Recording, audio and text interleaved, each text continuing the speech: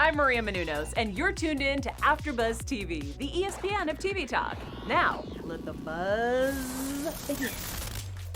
What's up, guys? I'm Jane Johnson here with AfterBuzz TV, and I am so excited to have our latest guest with us today. She is the star of Netflix's Selling Sunset.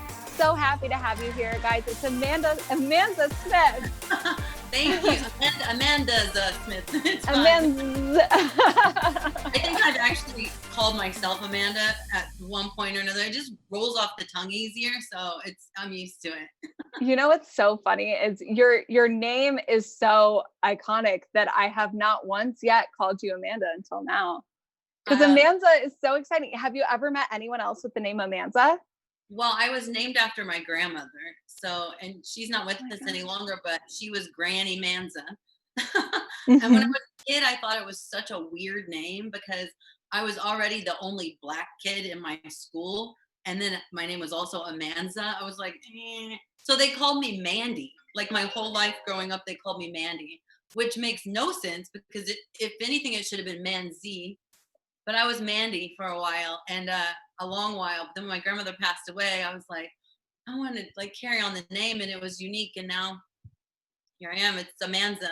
People think I changed it when I moved to LA, and I'm like, nope, that's really my name. I love it. And yet you grew up in the Midwest, right? So how was that experience for you growing up in the Midwest and then moving out to LA? Well, I grew up in the Midwest, but not just the Midwest. I grew up in a really southern part. Where's my phone going? I'm sorry. Rookie move. I grew up in a really southern part of Indiana. So it was basically closer to the Kentucky border than above us. So like I said, I was the only ethnic kid in my whole school from kindergarten till my senior year. And my mom's white and my stepdad was white and my brothers were white and like my whole family was white. So it was interesting. I had this giant afro and I learned from a very young age to just kind of like figure out how to fit in. I gained a sense of humor. I cracked jokes, and it was refreshing to move to LA because suddenly I had only been like the Black girl from Vincennes, like the Black girl, like that's what people knew me as. And I'm like, I'm half white too. I'm half white and half Black. Like I'm mixed. I was very big on like, I got to give both sides like credit. And I moved to LA and people are like, what are you? Are you Spanish? Are you Persian? Are you Latina? Are you Egyptian? And I'm like, what's that? What's that? I'd never even been around any other culture. So it was nice. It was refreshing. And I prayed and I was like, I will never allow my kids to go through that and be the only chocolate kids in their whole school. And so LA is a great place because we have so much diversity and it's a good place for me to be. I'm glad I made the move. Yeah, so much diversity in LA. And I mean, I'm from the Midwest too. And I also had a similar experience of just, there's not much diversity. So coming to LA, it was so exciting to me to be working with people from all different backgrounds instead of just a one note experience. Do you think you're going to raise your kids in LA? Or I know your kids are already here. So how has that been for having your kids in LA and having them have a different experience? I love it. I switched schools with my daughter once. Like she started kindergarten at one school and then first grade she switched to a different school, and partially because I made a move and then partially because there was just not as much ethnicity there that I would have liked. She was the only chocolate girl in her class and I was like, nope, this is not going to happen. Yeah. So we moved to a different part of the city, and it's so cool because like my son last year, he celebrated Diwali with his Indian best friend in school, and he has an Asian best friend who's Chinese, and they have like Jewish and Russian, and there's so much culture that my kids don't even they're just like, oh, kids are kids, and that's how it should. So it's really refreshing, and it's quite nice to see all the different flavors of kiddos. Yeah. My mind. It's amazing that you were able to provide such a different experience than what you were raised with. I think that's like part of parenting is seeing what you want to keep and what you want to ditch for when you're raising kids of your own. Indiana is a good place to be from. I always say that. Hmm. Not nothing bad on Indiana, but for me personally, it was a good place to be from. People in the Midwest, as you probably know, like good morals and values, pretty genuine people, like just down to earth and like real, like what Yeah, you see. Yeah. So I got that, and then I get to like have those embedded in me, and then live the big city life, and it's kept me grounded. I knew coming out here I already had like my solid like foundation, so that helps. totally. And I know when you got out to LA, you had a few different careers and things like that. You were a model on Deal or No Deal, right? I was well I started out doing like television commercials and print work, and then I was actually, this is how old I am. I was one of the original models on the first like round of Deal or No Deal 10 years ago. It was before I was married, before I had kids, and it was my most fun job. I loved it. You literally got paid to get dressed up, head to toe glam, and like stand there and open a box. Yeah. It was really nice. And then it went away, but it went away at the same time that I was getting married, and then I had a kid, and then I had another kid, and then I got a divorce, and so I never dreamed that Deal or No Deal would come back. I mean, this was 10 years ago now maybe 12 years ago, and it came back like 2 years ago, and they called. Yeah.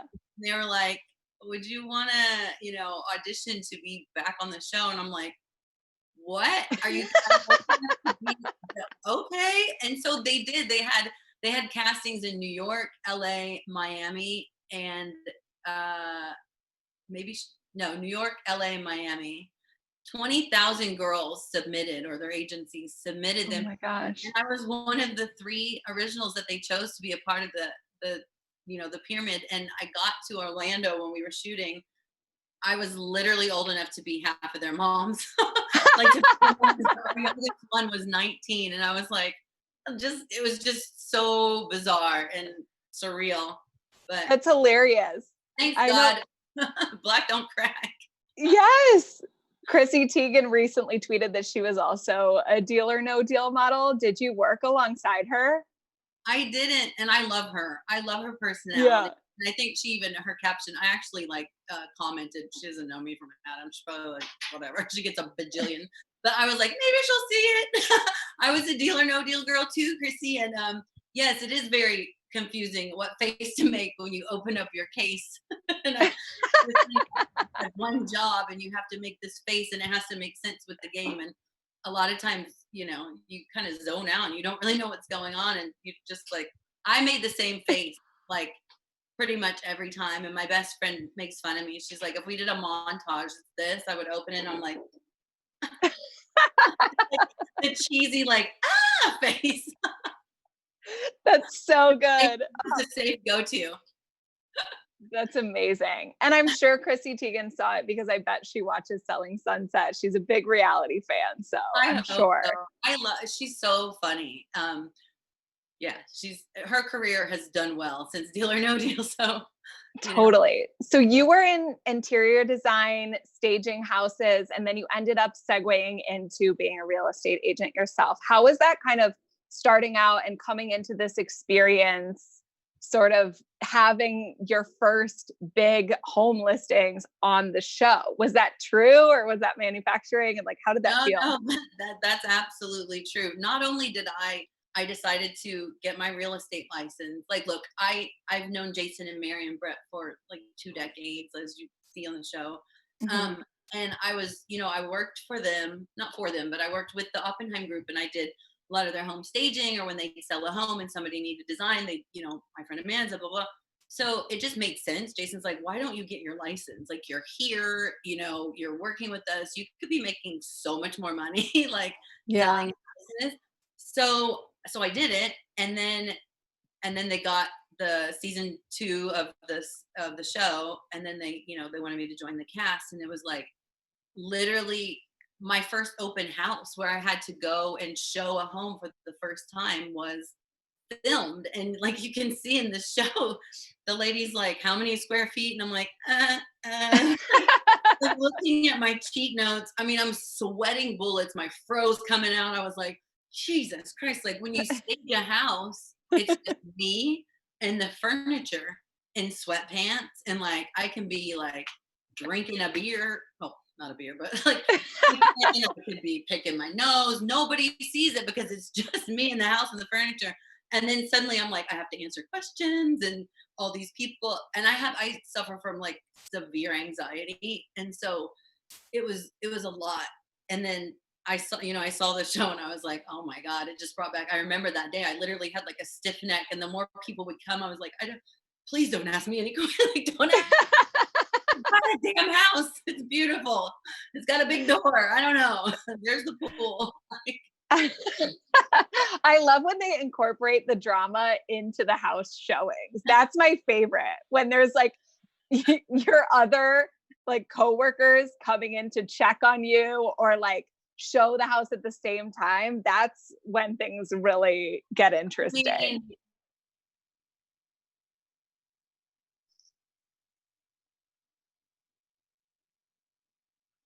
No.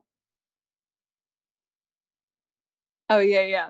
Okay, so she's frozen now for just a little bit, but we're trying to get her back. But that's definitely my favorite part of the drama is when like the stuff goes down in the open house when everyone's there. We got you back. You were frozen for a bit. that happens. And it's usually when my face is like, I know you were getting really excited. Do the deal or no deal face next time. yeah. I know that Jason probably had a conversation at some point that week or that day with Chriselle and Mary. The one, he was probably like, can you please go and make sure that she was on time? Yeah. Two, that she didn't lock herself out, because that often happened when I would do like if I couldn't be.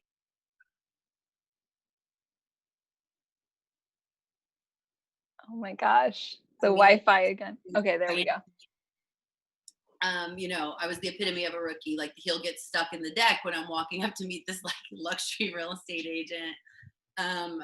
I got locked out of a house when I was doing an open house one weekend for Mary and had to climb over the neighbor's balcony through the screen door. It was just like one after the other. So when they showed up, it made me more nervous, but then also like I don't know. It felt good because I was like, if I don't know the answer, like they can fucking tell me because I can just ask them. Yeah. So I know that you've known Mary and Jason for so long. So you knew them when they were in a relationship and now she's with Romaine. What would you say is like the biggest difference between the two men?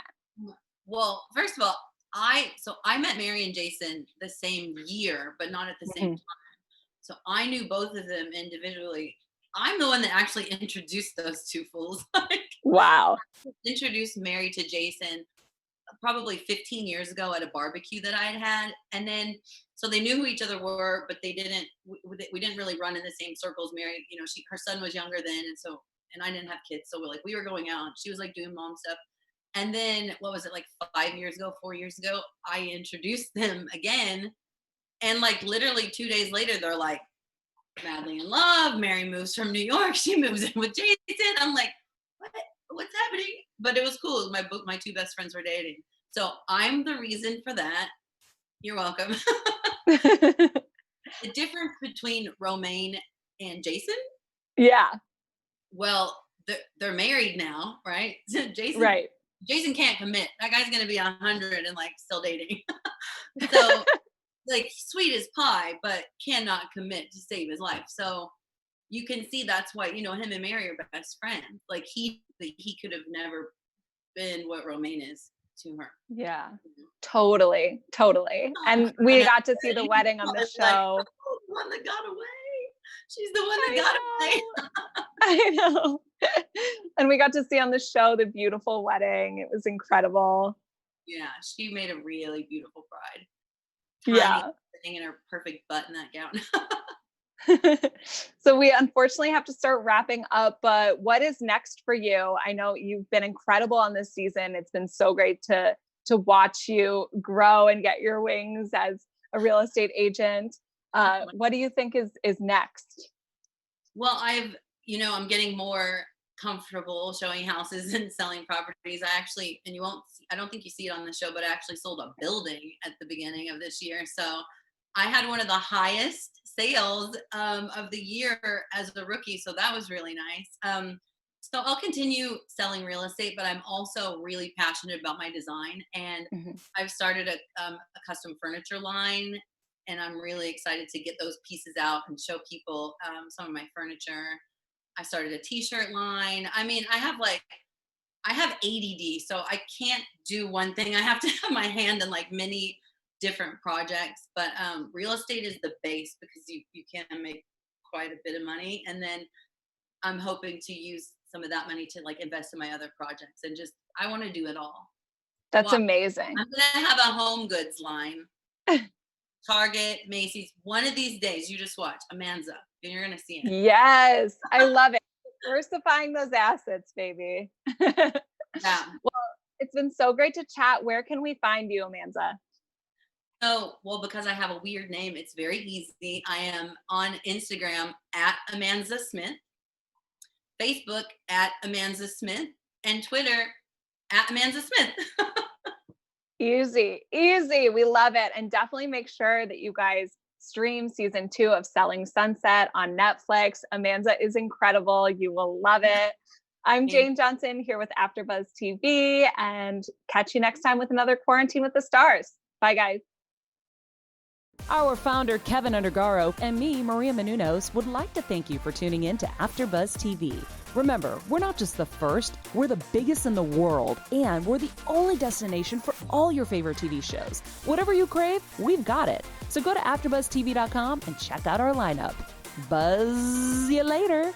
The views expressed herein are those of the hosts only and do not necessarily reflect the views of AfterBuzz TV or its owners or principals.